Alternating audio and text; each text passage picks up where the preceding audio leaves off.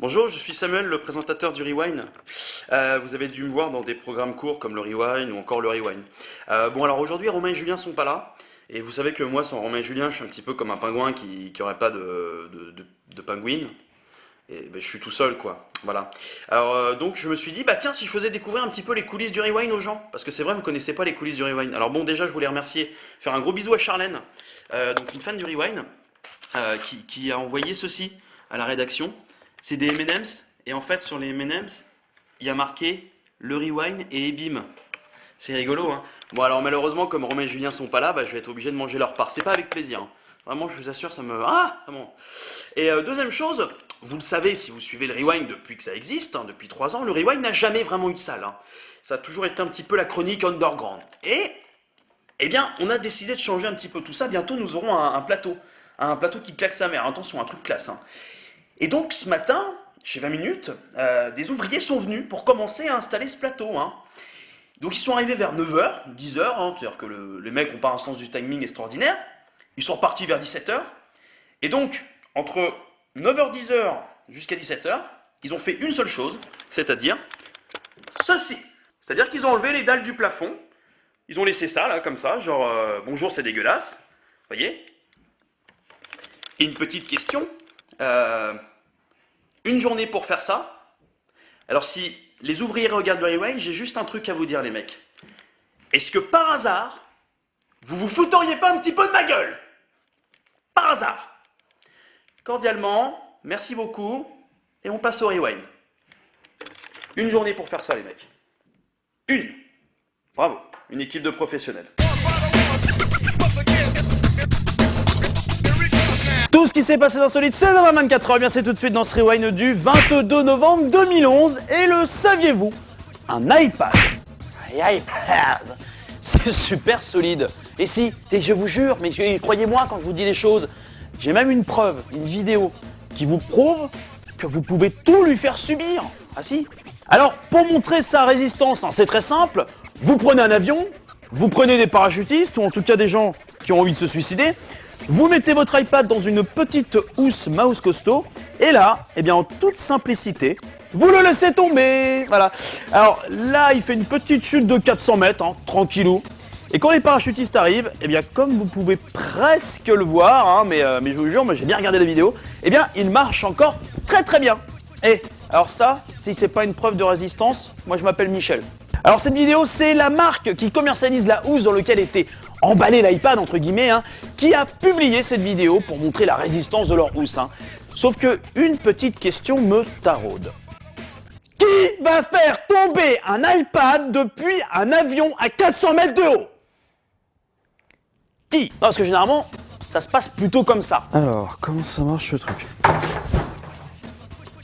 Oh la boulette! Parce que, à titre personnel, je ne connais personne dans mon entourage qui m'a dit un jour, voilà, j'ai cassé mon iPad, j'étais en train de faire du saut en parachute, et puis boum, voilà.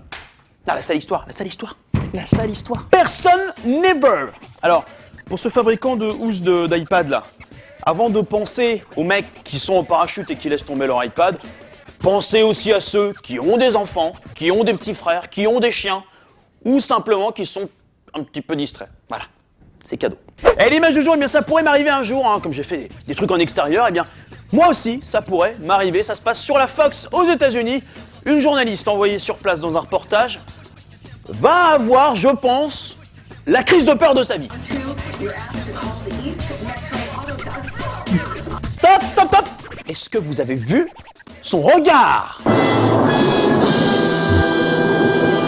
Cette dame a failli mourir d'une crise cardiaque et tout le monde se moque d'elle, et moi je trouve ça dégueulasse. Bon, intéressons-nous aussi à la personne qui a perturbé cette pauvre journaliste, hein. Je sais pas, ça devait être un activiste écolo ou peut-être quelqu'un qui avait des revendications politiques, qui voulait peut-être faire passer un message à la caméra.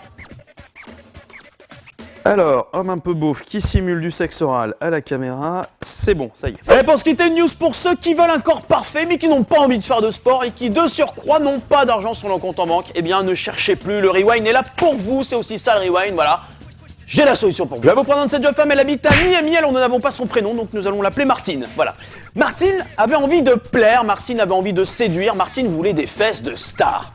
Mais Martine n'a pas un rond sur son compte en banque. Mais heureusement, elle a trouvé une femme qui à la base était un homme, c'est-à-dire qu'il est né homme, il est devenu femme, je sais ça commence à devenir chelou, qui lui a promis que pour 700 $, elle pouvait lui donner des fesses de rêve. Alors là, ni une ni deux ni trois, et ben Martine elle a foncé et elle s'est fait opérer. Et le problème, c'est que Martine est un petit peu con sur les bords, et voici le résultat de son opération, c'est ce qu'on appelle le style abat-jour. Voilà, elle voulait les fesses de Gillo, elle a eu les fesses de Magloire, c'est un style comme un autre.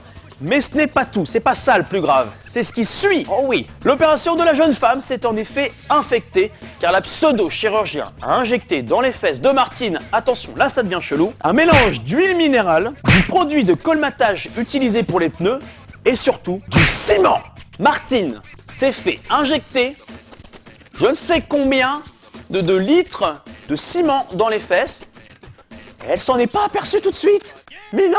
Là, je me dis un seul truc, mais à quel point tu peux être aussi con? Meuf, t'avais du ciment dans tes fesses! Je veux bien comprendre qu'elle ait envie d'avoir des fesses de star. Ok, pourquoi pas? Hein, les fesses de Sam du Rewind, oui. Tout Paris en parle. Elles sont magnifiques, elles sont dodues, elles sont musclées. Mais Martine, quand même, hein? C'est un peu con quand même. La bonne nouvelle pour Martine, c'est que maintenant, elle a des fesses fermes comme du béton. Le rewind pour cette semaine, c'est pas encore terminé. Pas de rewind demain, mais il y aura des rewinds jeudi et vendredi. Ça, c'est promis juré, croix de faire si moi je vais en enfer. Et avant de se quitter, une vidéo un petit peu violente, si par exemple il y a des jeunes personnes un peu sensibles, eh bien, qu'ils aillent faire des quiches Lorraine, tout simplement. Une vidéo d'un homme qui a voulu photographier un buggy sur un rallye et qui n'a pas compris que c'est un petit peu dangereux. Attention, c'est extrêmement violent.